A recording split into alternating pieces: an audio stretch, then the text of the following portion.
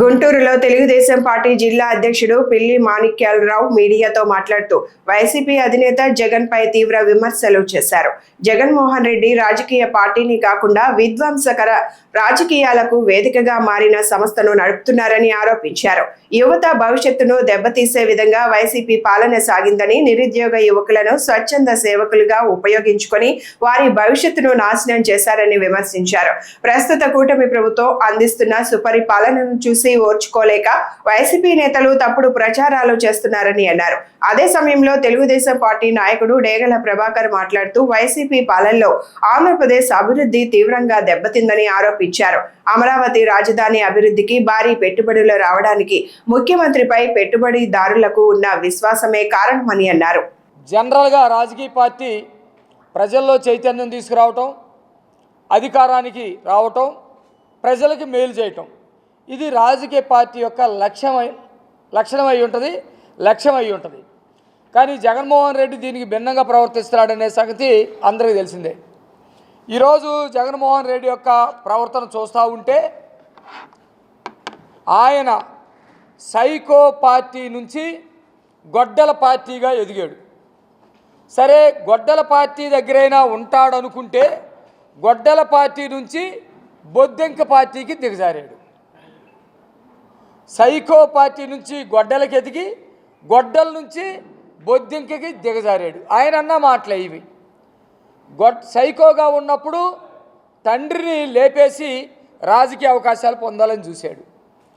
ఆ తర్వాత గొడ్డల పార్టీగా ఎదిగి బాబాయిని నరికి రాజకీయ పార్టీగా అవతారం ఎత్తి ముఖ్యమంత్రి అయ్యాడు. ఇదంతా కూడా మనం చూసాం. నిన్న ఆయన ప్రెస్ మీట్ పెట్టి మేము బొద్దింకల పార్టీయే, మేము బొద్దింకలే అన్నాడు. జనరల్గా ఏదన్నా ఒక మొన్నటిదాకా సింహం సింగిల్గా వచ్చింది, మేము వస్తే అసలు ఎవరు తట్టుకోలేరు అని చెప్పాడు. సరే, క్రూర జంతువు అయినా సింహం అంటే ఒక గౌరవం విలువ ఉంటుంది కాబట్టి ప్రజలందరూ కూడా పర్వాలేదు అనుకున్నారు.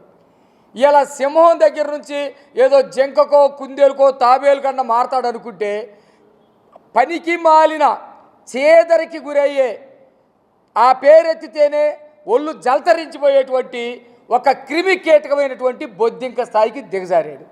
నాది బొద్దింక పార్టీ అంటాడు, నాకున్నాయి బొద్దింక లక్షణాలు అంటాడు, బొద్దింకలాగే మా వాళ్ళందరూ కూడా పెంచుతున్నాను అంటాడు. నిజమే అనిపిస్తూ ఉంది. బ్రహ్మాండంగా పరిపాలన బాగుంది, ప్రజలందరూ క్షేమంగా ఉన్నారు.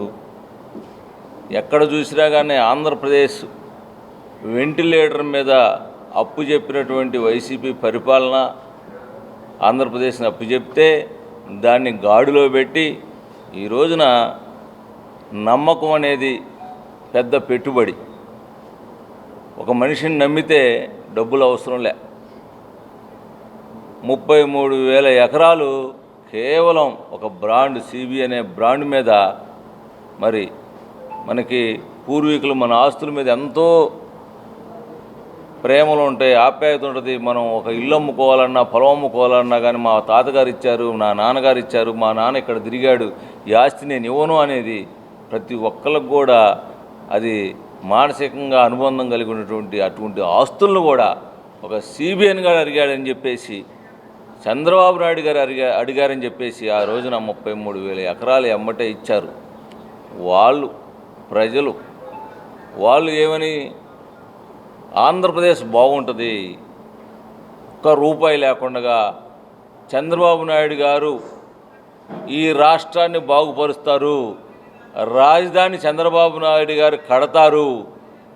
దానికి అంతకుముందు మనకు ఉదాహరణ హైదరాబాద్ని ఎట్లాగా డెవలప్ చేశారని చెప్పేసి అది చూసుకొని ప్రజలందరూ కూడా ఏకతాటిపై ఒక్క రూపాయి కూడా లేకుండా వాళ్ళకు అనుబంధం గలటువంటి భూముల్ని ఆస్తులన్నీ కూడా ఇస్తే ఈ రోజున అటువంటి బాబు గారు చేస్తున్నటువంటి అభివృద్ధి సంక్షేమ కార్యక్రమాలన్నీ కూడా బ్రహ్మాండంగా ఘాట్లో పెట్టి ఇలా ఆనందంగా ప్రజలందరూ కూడా సంక్షేమం వైపు కానీ అభివృద్ధి వైపు కానీ రాష్ట్రం అభివృద్ధి చెందుతూ ఉంటే ఈ జగన్కి 11 సీట్లు కూడా రావేమని భయం పట్టుకుంది.